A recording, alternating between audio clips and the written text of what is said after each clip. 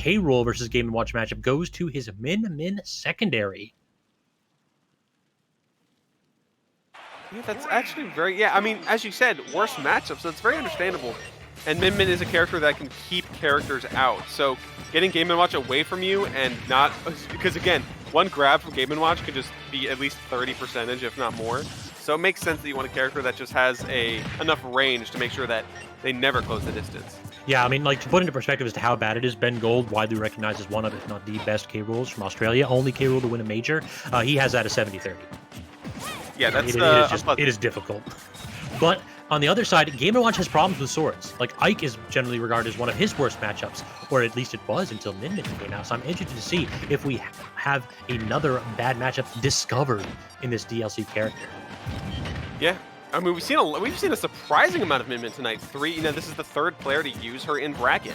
So, and a character is deceptively strong, has an interesting use of mechanics with those arms, and that Megawatt is going to be a world of hurt for Game & Watch because, again, so powerful, and that is a light 2D man. Didn't Japan put this character in high tier? Like, I laughed at them when they did that, but maybe they were just woke all along. I should know better than to laugh at Japan. Every time they say something, it turns out to be true. Their meta is a wild place. Yeah, it's a different area across the ocean there, and that's one of the strengths of Game & Watch is that edge guarding, the ability to go off stage, and Min's recovery is not so. So, good first stock for Maister there, managing to kind of take the lead. Trying to get a little bit of a cheeky laser kill, but instead calling out the standard get-up with the Megawatt. And that seems to be really easy. That move will last just long enough for a hard punish when you're at high percent and don't have that invulnerability on the standard get-up as well. So true. I'd like to speed this ring out. That's a quick 2 attacks to 40%. A nice, quick, and easy for Min. And just up Bs all day, every day for Maister. It's invincible. It's frame 3. Why not press it?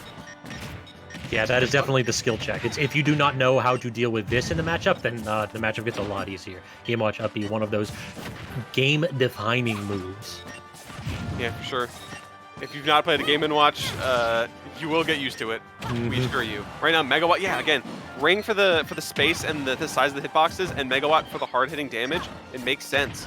You know, KirbyKid kind of pulling out those arms in a good way. He's going to get edge guarded maybe again here. I like the aggressive attempt with the dragon, but just gets snuffed out once more by the turtle back air. Franklin saying hello. Maister may not have any mercy available, but he does have plenty of patience as he just waited, drifting at edge, waiting for KirbyKid to throw out any option. And at that point, I don't really think there was anything to do. And now tossing out this massive juggle situation. How does Min actually get down against these disjoints? Answer, you go to ledge and take 90. Yeah, not ideal. The reverse hit of that Megawatt actually almost doing the trick. And now with Maister throwing out the bucket, I'm actually very curious to see what the interaction is with the dragon laser. I don't think it's considered a projectile.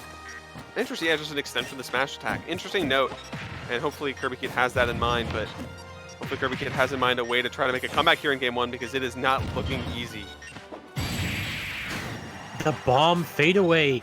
Maister putting himself in another favorable position to finish it off with another offstage turtle. That's 3 times in a row. He goes offstage, goes fishing, and knocks Min out.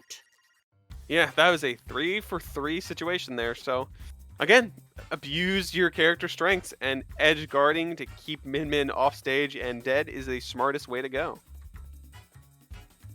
And I wonder if we're going to see a repeat here, or if KirbyKid thinks that it's time to go back to the main, because it did seem as though when Maister got his feet set in the matchup, it got a lot harder for KirbyKid right there. Sure.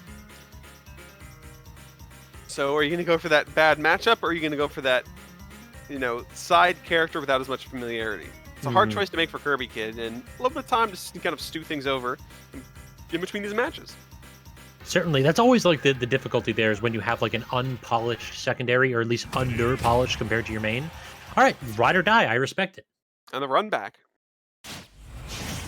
And to be fair, KirbyKid was doing pretty solidly in that Game 1, getting stocks, trying to work hard enough to kind of keep Game & Watch out, but it's in those juggling and off-stage situations where KirbyKid didn't really know what to do, couldn't really kind of survive the onslaught.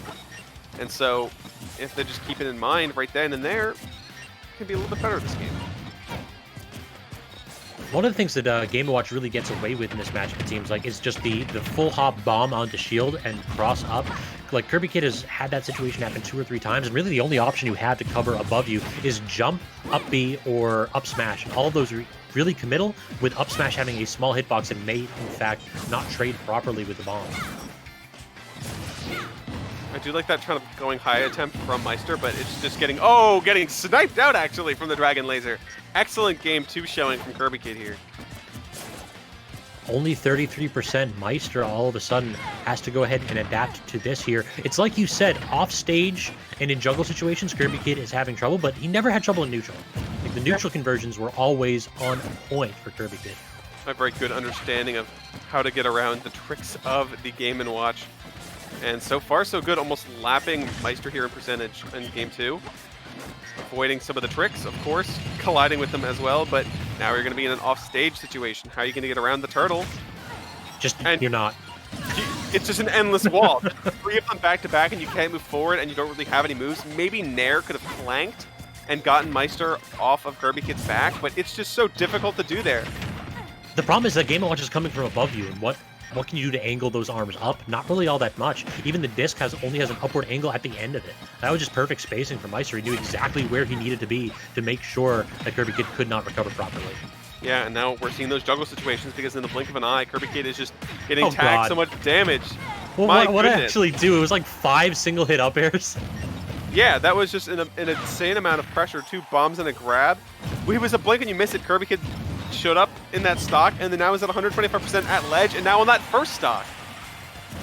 That was absolutely brutal. Maister got sniped out early and then just turned it on. He's made his comparisons before to a player that just can turn it on at a moment's notice. Like, we've seen him like change.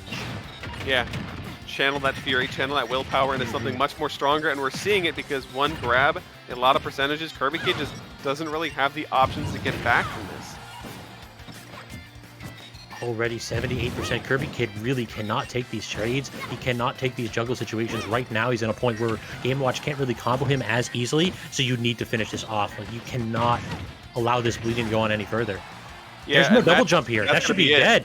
That's going to be it. Good job. See ya. I'm going to go to losers bracket. Let me know if you need anything. That was rough. KirbyKid did such a good job in neutral for so long, but all of a sudden, Maister just had the power up and the download ready.